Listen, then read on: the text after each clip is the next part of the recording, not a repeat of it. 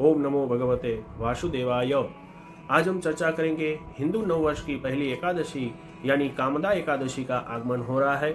शास्त्रों में इस एकादशी को कार्य सिद्धि और मनोकामनाओं पूर्ति की सबसे बड़ी एकादशी माना गया है।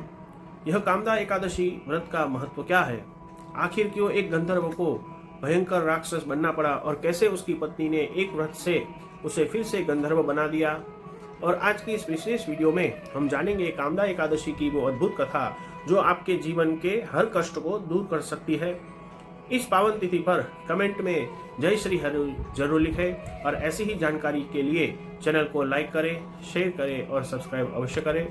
तो आने वाली 29 मार्च को कामदा एकादशी है। यह एकादशी तिथि 28 मार्च को शुरू होगी सुबह 8:45 पर और एकादशी तिथि समाप्त होगी 29 मार्च 2026 लगभग 7:45 बजे पर।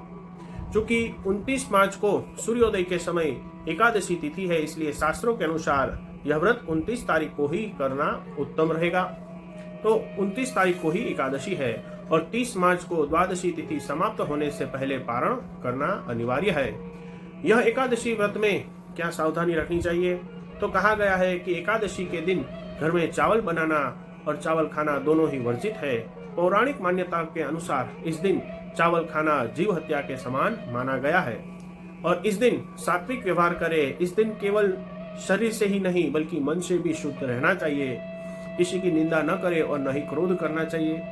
चैत्र मास के शुक्ल पक्ष की इस एकादशी को कामदा इसलिए कहा जाता है क्योंकि यह भक्तों की सभी कामनाओं यानी इच्छाओं को पूरा करती है। मनोकामनाओं को सिद्ध करने वाली यह एकादशी मानी गई है।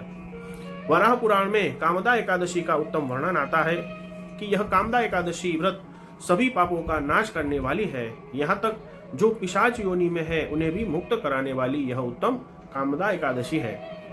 पौराणिक मान्यताओं के अनुसार इस व्रत को करने से जाने अनजाने में हुए भयंकर पापों से भी मुक्ति मिल जाती है। यहाँ तक कि ब्रह्म हत्या जैसे पाप का प्रभाव भी इस व्रत के पुण्य से कम हो जाता है। और इस व्रत के पीछे, इस कामदा एकादशी के पीछे एक पौराणिक व्रत कथा है जो बहुत ही सुंदर है। कहा गया है प्राचीन काल में भोगीपुर नाम एक सुंदर नगर था जहां पुंडरीक राजा का शासन था और उस नगर में ललित नाम का एक गंधर्व और उसकी पत्नी ललिता रहते थे। वह दोनों एक दूसरे से अगाध प्रेम करते थे। एक दिन राजा पुंडरीक की सभा में ललित गायन माने गाना गा रहा था, लेकिन उसका मन अपनी पत्नी ललिता की यादों में खो गया और मन भटकने के कारण उसके गायन में लय और ताल की गलती हो गई और सभा में मौजूद करकोट नाम के नाग ने यह पकड़ लिया और क्रोधित होकर ललित को श्राप दे दिया कि तू राक्षस बन जाए। और देखते ही देखते सुंदर ललित एक विशाल और डरावने राक्षस में बदल गया और उसकी पत्नी ललिता का जीवन दुख से भर गया। वह अपने पति को इस कष्ट से निकालने के लिए जंगलों में भटकने लगी और भटकते हुए ऋषि मुख पर्वत पर श्रृंगी ऋषि के आश्रम में वह पहुंची और ऋषि ने उसकी व्यथा सुनकर उसे कामदा एकादशी का व्रत करने की सलाह दी। और ललिता ने पूरी श्रद्धा से कामदा एकादशी का व्रत किया और विष्णु भगवान से अपने पति की मुक्ति की प्रार्थना की। और व्रत के प्रभाव से ललित राक्षस के रूप से उसका राक्षस रूप खत्म हो गया और वह फिर से एक दिव्य गंधर्व बन गया। तो इतना उत्तम फल प्राप्त होता है यह एकादशी का व्रत करने से। और यह कामदा एकादशी की पूजा विधि क्या है और शुभ मुहूर्त क्या है? तो इस वर्ष 2026 में कामदा एकादशी 29 मार्च को मनाई जाएगी।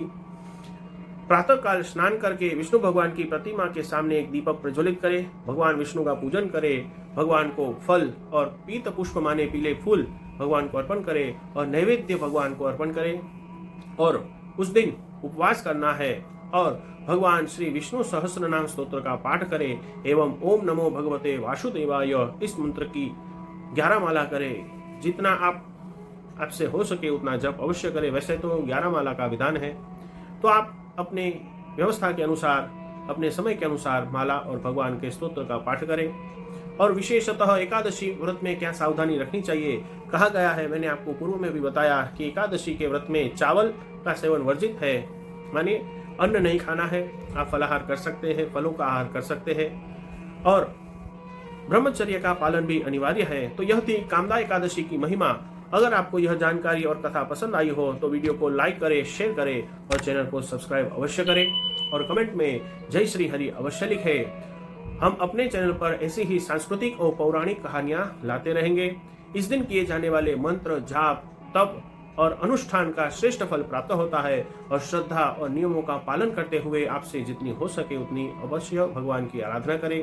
भगवान श्री लक्ष्मी नारायण आप सभी का मंगल करे, आप सभी का कल्याण करे, आपके समस्त कार्य सिद्ध हो। इसी मंगल कामना के साथ जय श्री हरि, जय श्री कृष्ण, हर हर महादेव।